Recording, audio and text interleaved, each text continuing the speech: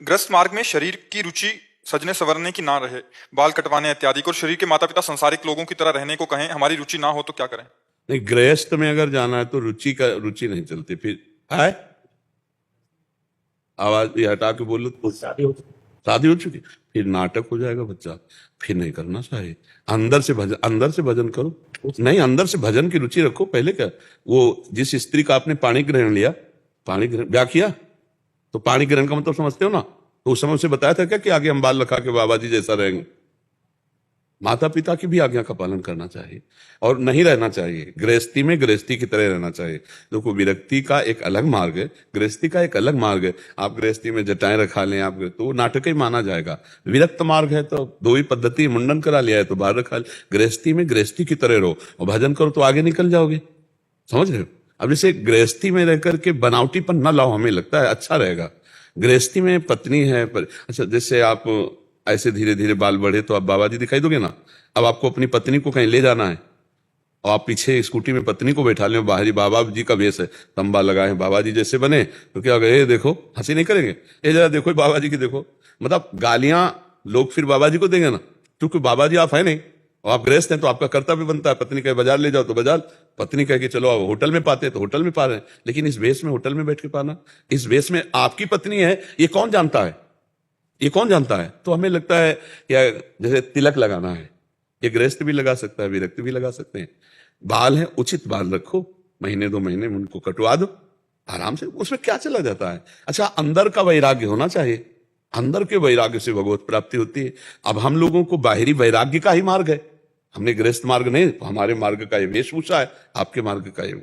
घर में रहो, कैसे भी बाहर निकलो तो संसारी बन के निकलो, हमारी बात मान लो। तिलक लगा लिया, वो हमारी गुरु परंपरा है, कंठी बांधे हुए, सेट फेट एकदम जैसे गृहस्थी। अब रिश्ते नातेदार सब जगह, उपहास का कारण मत बनो, भक्ति को उपहास का कारण मत बनाओ। समझ रहे ना? अंदर का वैराग्य रखो। आगे चलकर जब अपने कर्तव्य का पालन हो जाए तब निवृत्ति मार्ग ले लो, वो बात अलग है। दोनों पति पत्नी ब्रह्मचर्य धारण करते हुए वनवासी की तरह रहो, कोई परेशानी नहीं। लेकिन अगर संतान है तो उसका पढ़ाना लिखाना ब्याह बर करना जैसे तुम्हारे माता पिता ने किया वैसे करना चाहिए। हमें लगता है कि बाहरी बनावटी ना करोगे तो बढ़िया सोना बन जाओगे, नहीं, बनावटी में भी पीतल रह जाओगे। पैजामा कुर्ता पैंट शर्ट पहना, दाढ़ी की सेटिंग बाल की सेटिंग, और अंदर से बिल्कुल मतलब नहीं, ना पैंट से न शर्ट से न संसार से, और बाहर से सजे धजे, क्या फर्क पड़ रहा है? बाहर कोई जान ही नहीं रहा। अब अंदर से लोलुपता है विषयों की और बाहर से हम अगर बाहरी वेश, तो मुझे लगता है ठीक नहीं। अंदर के बादशाह बनो, बाहर से ऐसे संसारी रहो, अंदर से फकीर बन जाओ तो क्या फर्क पड़ता है? कितने गृहस्थ महापुरुष हुए? नरसिंह जी के पत्नी थी, बेटा था, नहीं था?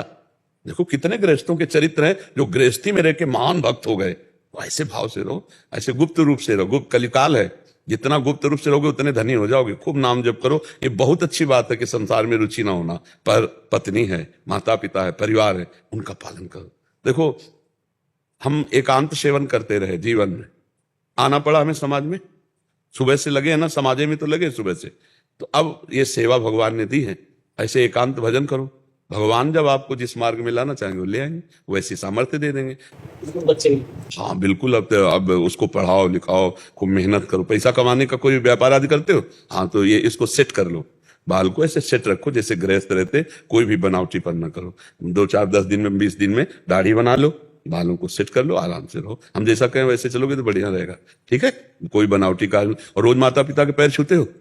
पक्का है? पक्का? हाँ है? इरादे नहीं, पैर छूने की हम बात। हाँ, तभी तो तुम्हारे ऐसे करने में कुछ, तभी तो कई बार पूछा। आपने क्या? शुरुआत से ही ऐसा है कि कभी दिल से अंदर से बहुत लोग रहता है, लेकिन बाहरी दिखावा नहीं, दिखावा नहीं, इसमें तो प्रातःकाल उठ के रघुनाथा मात पिता गुरु नावई माता, वो मना करे तो भी हमें प्रणाम, और छूने को मना करे तो दूर से पंचांग प्रणाम करो, तो तुम्हारी बुद्धि और शुद्ध हो जाएगी। माता पिता मातृ देवो हो पितृ देवो हो, वो हमारे पहले भगवान है ना? हाँ, अंदर से जो भजन करो और बाहर से व्यवहार में कमी न रहने दो। पूज्य जनों के पैर छो, झुक कर हाथ जोड़ करके। अब जैसे माता पिता है, दूर से पंचांग प्रणाम कर लिया। मान लो पैर छुआना नहीं चाहते, कहा नाटक, तो दूर से पंचांग प्रणाम कर लिया, तो उससे तुम्हारे अंदर भाव बढ़ता चला जाएगा।